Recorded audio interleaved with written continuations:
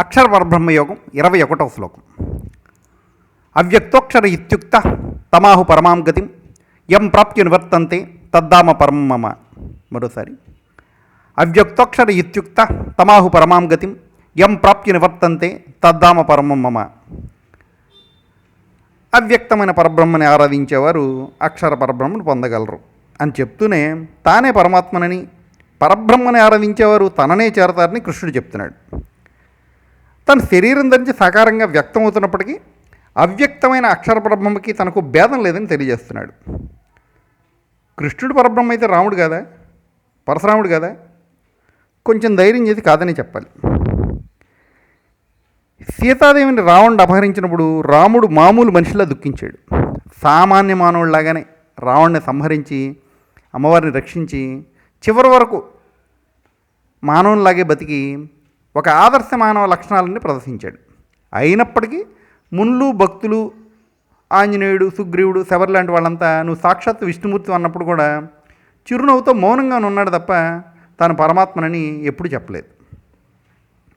అలాగే రావణ్ లాంటి రాక్షసుని సంహరించడానికి కూడా విష్ణుమూర్తిలాగా చక్రాయుధాన్ని ప్రయోగించలేదు. పరశురాముడు కూడా పితృవాక్య పరిపాలకుడు. తండ్రి జమదగ్ని చెప్పాడని తల్లి శిరస్సుని ఖండించాడు.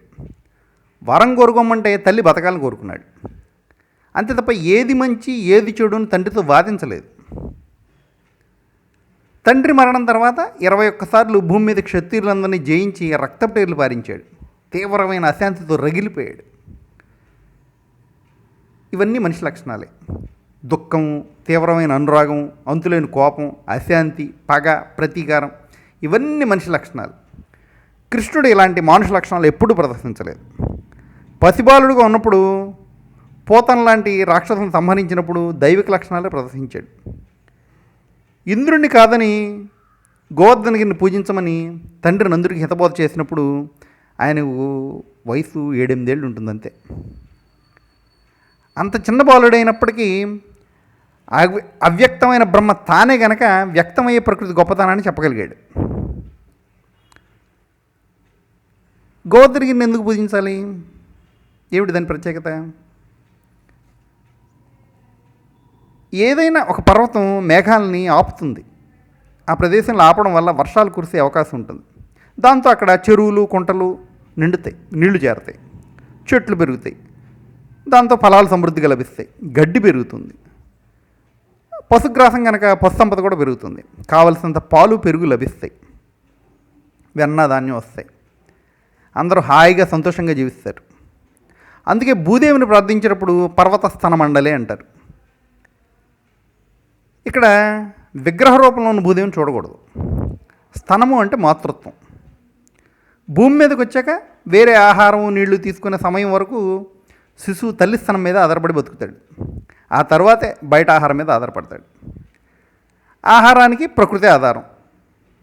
చెట్లు, మొక్కలు, దుంపలు, పళ్ళు, ఫలాలు, పోని మాంసాహారం అనుకున్న పక్షులు, పశువులు, వాటికి కావాల్సిన ఆహార చక్రం అంతా కూడా ప్రకృతి మీదే ఉంటుంది. అదంతా కూడా ఎలా ఆధారపడి ఉంటుంది? కొండలు మేఘాలను ఆపడం వల్ల, అక్కడ వర్షాలు, జలపాతాలు సృష్టించడం వల్ల మాత్రం జరుగుతుంది. కాబట్టి భూమి స్థానాలుగా కొండలను పేర్కొన్నారు. అందుకే కృష్ణుడు గోవర్ధనగిరిని పూజించమని తండ్రి నందుడికి సూచించాడు. దాంతో తనను పూజించకుండా గోవర్ధనగిరిని పూజించడంపై ఆగ్రహించిన ఇంద్రుడు ఏం చేశాడు? రోజుల తరబడి రాళ్ళు, ఈదురుగాళ్ళు, పిడుగులతో కూడిన వర్షాన్ని కురిపించాడు. కృష్ణుడు చిటికిన వేలుతో పర్వతాన్ని ఎత్తి అందరినీ కాపాడి అద్భుతమైన లీలలు ప్రదర్శించాడు. కృష్ణుడు చేసిన పని మానవులకు సాధ్యం కాదు. ప్రకృతి, అవ్యక్త పరమాత్మ కలిపి అవతరిస్తే కృష్ణ పరమాత్మ అవుతాడు. దానివల్ల మాత్రమే ఆయన లీలను ప్రదర్శించగలిగాడు. అలాగే ఆయన తన అహం కోసము, తన ప్రేమ కోసం, తన ఇష్టం కోసం ఏ పని చేయలేదు. రుక్మిణి కళ్యాణం విషయంలో కూడా ఆయన కోరిక నా పని చేయలేదు. రుక్మిణీదేవి కోరుకుంది కాబట్టి, ఆ కోరికలో న్యాయం ఉంది కాబట్టి ఆ కోరిక తీర్చాడు. ఆయన ఎవరి మీద పగతో, ప్రతీకారంతో కురుక్షేత్రంలో పాల్గొలేదు. పాండవుల వైపు ధర్మం ఉంది కాబట్టి సారథ్యం చేశాడు. అలాగే అవతారం చాలించేటప్పుడు కూడా దానికి ముందు యాదవ కులం మొత్తం చనిపోవడం చూసినా ఆయన కన్నీళ్లు పెట్టలేదు.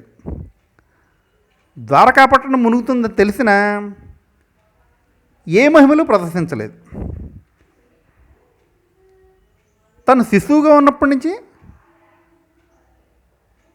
తన తల్లికి నోరు తెరిచి విశ్వాన్ని చూపించిన, అవతారం చాలించడానికి వీలుగా అరణ్యానికి వెళ్ళి బాణం తగలడానికి వీలుగా కాలు జప్పుడుకున్న పరమాత్మ కాబట్టి అలా చేయగలడు.